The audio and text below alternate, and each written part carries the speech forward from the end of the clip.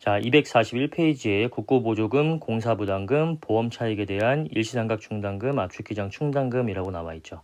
양가로 1번에 어떻게 설정하는지에 대해서 나와 있고요. 양가로 2번에 어떻게 환입하는지. 설정이라는 거는 송금을 잡겠다라는 이야기고요. 환입이라는 거는 입금을 잡겠다라는 이야기가 되겠죠. 그래서 양가로 1번과 2번에서 설정 어떻게 하고 그 다음에 환입 어떻게 하는지, 송금 어떻게 잡고 입금 어떻게 잡는지 또는 얼마만큼의 금액을 잡을지 그거에 대한 자세한 내용이 기록이 되어 있습니다. 자, 국고보조금, 공사부담금, 보험차익, 송금상의 요건 한번 보도록 할게요.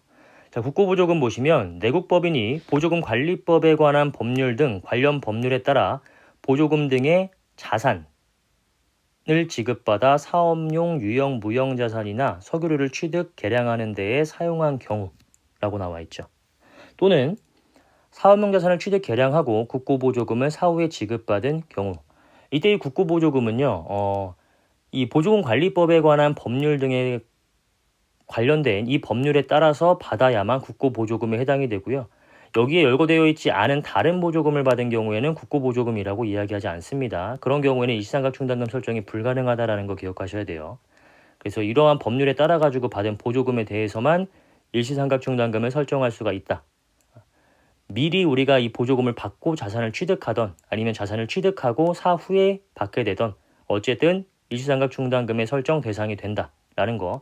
자, 그 다음에 공사부담금도 마찬가지입니다. 전기사업이나 도시가스 사업 등 열거된 사업을 하는 내국법인이 사업에 필요한 시설을 하기 위하여 해당 시설의 수요자 또는 편익을 받는 자로부터 그 시설을 구성하는 토지 등 유무형 자산을 제공받는 경우 또는 금전을 제공받아 그 시설을 구성하는 사업용 자산을 취득, 사용하는 경우. 이것도 마찬가지로 미리 받는 경우도 가능하고요. 그 다음에 나중에 받는 경우도 가능합니다.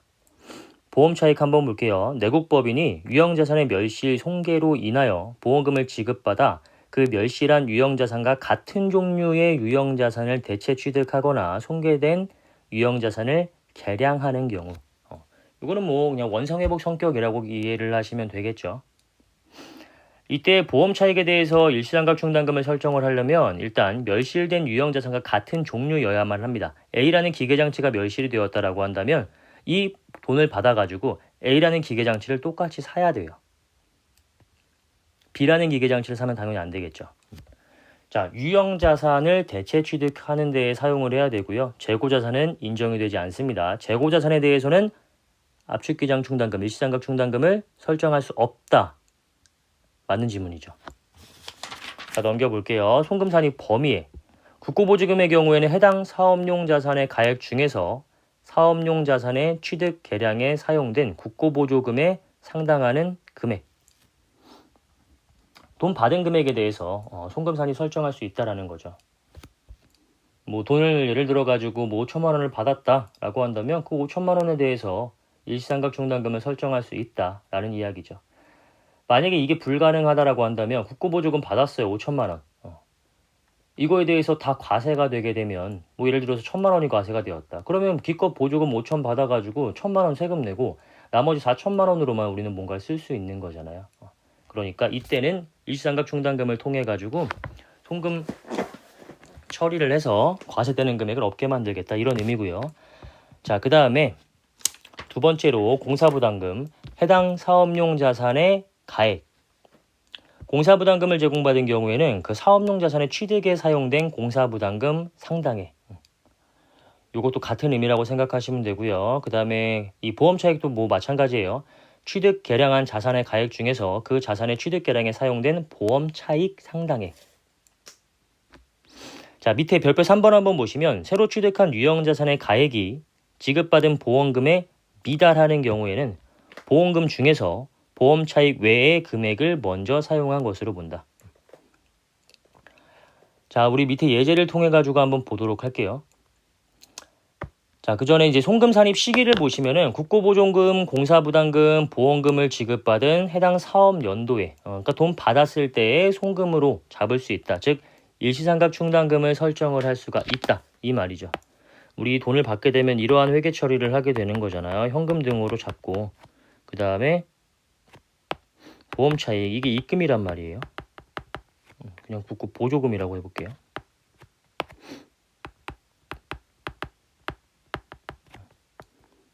이거를 우리가 이제 자산을 잡는 경우도 있고 정확히 이야기하자면 그냥 바로 비용을 잡는 경우도 있는데 이해 위주를 위해 가지고 바로 비용이 아니라 수익 이렇게 수익을 잡는 경우로 한번 보도록 할게요.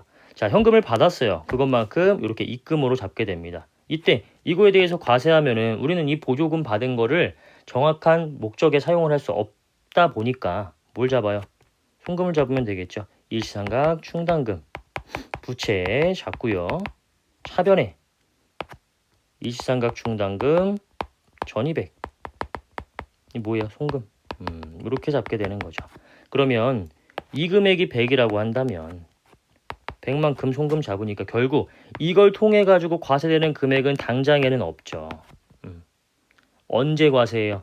감가상각이나 처분 과정을 거쳐 가지고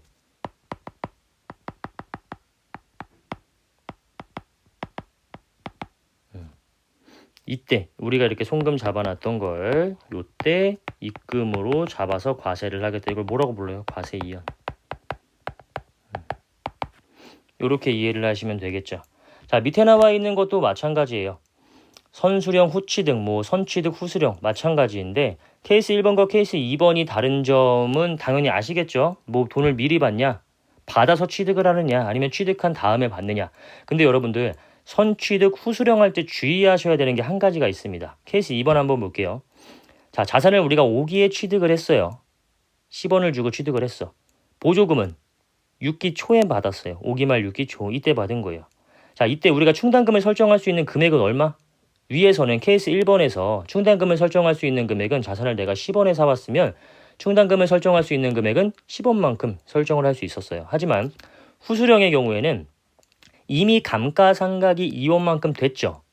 자산 10원에 사와가지고 감가상각 2원이 됐어요. 그럼 얼마? 장부금액 얼마 남아요? 8원 남죠. 충당금을 설정할 수 있는 금액은 케이스 1번처럼 10원이 아니라 감가상각한 이후의 장부금액인 8원에 대한 충당금을 설정할 수 있다라는 거죠. 그래서 요거는 여러분들이 후수령할 때는 항상 기억하셔야 됩니다. 자산 취득한 가액을 보는 게 아니라 충당금 설정하는 그 사업년도 말에 장부금액을 항상 체크를 해야 된다. 자, 그리고 지급받은 사업연도에 자산을 취득하지 못하였다고 하더라도 사용계획서를 제출을 하면 지급받은 사업연도에는 송금이 가능하다. 이것도 하나 기억해 두시면 좋고요. 자, 그 다음에 243페이지에 환입 한번 볼게요. 우리가 충당금에 설정했다라는 거는 송금을 잡았다라는 것이고 환입은 입금을 잡겠다라는 거죠. 자, 일반적인 경우 일시상각 충당금과 압축기장 충당금 두 간의 차이는 뭐라고 했어요? 일시상각 충당금은 상각자산에 대해서 설정하는 거고 압축기장 충당금은 비상각자산에 대해서 설정하는 거다. 그렇기 때문에 압축기장 충당금에 대해서는 이 충당금을 환입시킬 수 있는 그러한 방법이 즉 입금으로 송금을 잡았던 거를 입금으로 다시 잡을 수 있는 그 방법이 처분할 때밖에 없습니다. 그래서 자산 처분 시점에 입금을 전부 잡게 되는 거고요. 일시상각 충당금은 감가상각이라는 것을 하기 때문에 감가상각 비와 상계를 함으로써 환입을 잡을 수가 있겠죠. 자, 그 다음에 의무사용 기한 내에 미사용을 했다. 그러면 미사용액 전액을 사유발생일에 전부 다 입금으로 잡아주시면 되고요. 자산을 취득하거나 개량하기 전에 폐업이나 해산을 했다. 그럼 뭐예요? 먹튀죠. 돈 받고 땡한 거죠. 이때는 미사용 전액 사유발생일에 입금에 산입하도록 되어 있습니다. 자, 별표 1번에 일시상각 충당금 환입과 감가상각 시부인 계산 순서 무조건 감가상각 먼저 하시는 겁니다. 감가상각 먼저 하시고 두 번째로 일시상각 충당금의 환입액을 계산하시는 거예요. 환입액 얼마 계산하는 거냐 하면 만약에 감가상각비가 예를 들어 가지고 뭐 100만 원이다.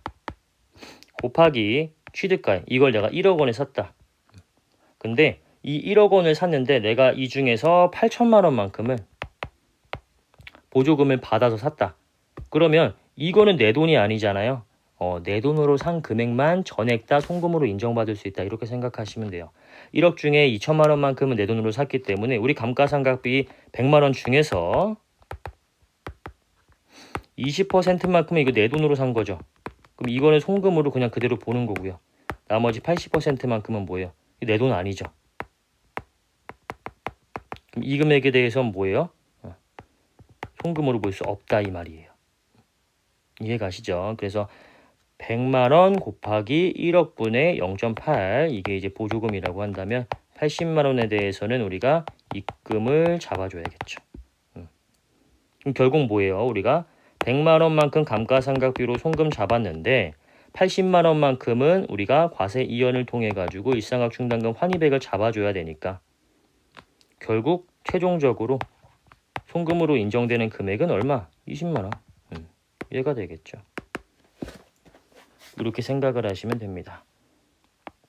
자, 그래서 이렇게 과세 이연이 되었을 때 밑에다가 한번 이어서 적어보면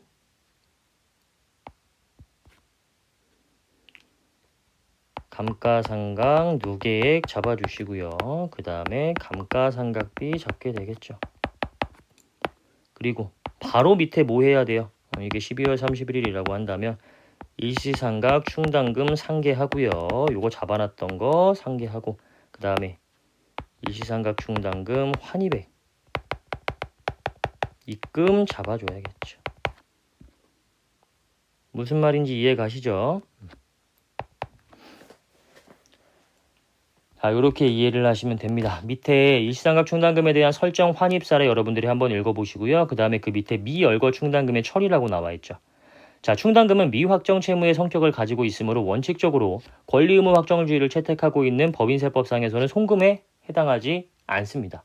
권리 의무 확정주의가 뭐예요? 받을 권리, 지급할 의무. 요게 생기는 시점에 세법에서는 입금이나 송금을 잡겠다라는 거죠. 충당금을 설정할 때는 나는 지급할 의무가 발생한 건 아니에요. 퇴직급여 충당금, 대손 충당금 마찬가지죠. 지급할 의무가 발생하진 않아요. 하지만 그럼에도 불구하고 내가 부채를 잡게 돼요. 보수주의적인 측면에서 미래에 예상되는 비용을 현재 시점에서 조기에 인식하는 거였잖아요.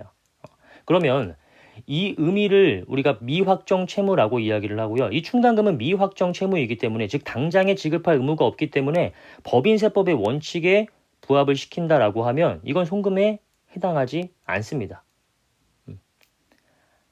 근데 이걸 송금으로 인정하지 않으면 우리 기업회계기준과 너무 이게 갭이 커져요. 그렇기 때문에 다음에 열거된 충당금에 대해서만 송금으로 인정하고 있습니다. 우리가 다 배웠던 거예요. 퇴직급여 충당금, 퇴직연금 충당금, 대손 충당금, 구상채권 상각 충당금, 그리고 방금 전에 배웠던 일시상각 충당금, 압축기장 충당금. 이러한 충당금에 대해서만 송금으로 인정을 하고 있고요.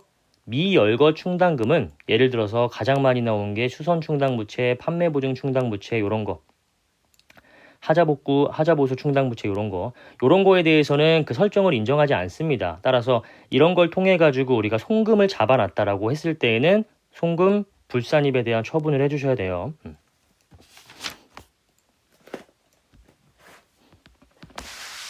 자, 그 다음에 준비금. 준비금은 뭐 중요성이 뭐 크지는 않습니다. 자, 준비금 한번 쭉 보시면 세법상 준비금이란 실제로는 비용 또는 손실이 발생하지 않았지만 장래에 발생할 가액의 비용 또는 손실에 충당하거나 특정한 지출에 소요되는 자금에 충당하기 위하여 미리 송금에 산입한 금액을 말합니다. 자, 이와 같이 송금에 산입한 준비금은 그 이후에 실제로 비용 또는 손실이 발생되는 때 그 비용 또는 손실과 상계를 하거나 입금에 환입하여 과세하는 것이기 때문에 납세 의무자에게 법인세의 납부를 일정 기간 유예시켜주는 과세 이연 효과가 있다. 과세 이연 효과 우리가 방금 전에도 보고 왔었죠. 일시상각 충당금, 압축기장 충당금, 그리고 법인세법상 지금 우리가 배우고 있는 준비금. 요거에 대해서는 과세 이연 효과가 있다라고 여러분들이 기억해 두셔야 됩니다. 자, 준비금의 종류 여러 가지 있고요. 고유목적 사업 준비금만 한번 보시면은 요거 비영리 내국법인의 경우에 우리가 이제 고유목적 사업 준비금을 통해 가지고 미리 송금을 잡게 됩니다. 비영리 내국법인은 고유한 목적에 사용하는 금액이 있게 돼요. 뭐 예를 들어 가지고 우리가 뭐 그 교회라고 한다면 교회 사업에 들어가는 뭐 금액들이 있겠죠. 이러한 금액들이 큰 금액이 쓰일 때에는 뭔가 저축을 하게 되잖아요. 여러분들도 뭔가 차를 사거나 집을 사거나 하기 전에 저축이라는 걸 하게 되잖아요. 회사도 마찬가지라고 생각하시면 됩니다. 회사도 큰 금액의 지출을 미래에 앞두고 있으면 조금씩 이렇게 저금을 좀 해놔야 돼요. 이거를 우리가 준비금이라고 부른다라고 생각하시면 되겠죠. 결산 조정 또는 잉여금 처분에 의한 임의 신고 조정으로 미리 비용을 잡을 수 있다. 이렇게 기억하시면 되고요.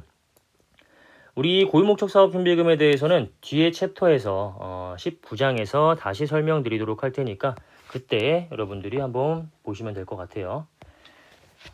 자, 이렇게 하셔가지고 우리가 충당금과 준비금에 대한 내용은 다 마무리가 되었고요. 부당행위 계산의 부인 규정 이어서 한번 보도록 하겠습니다.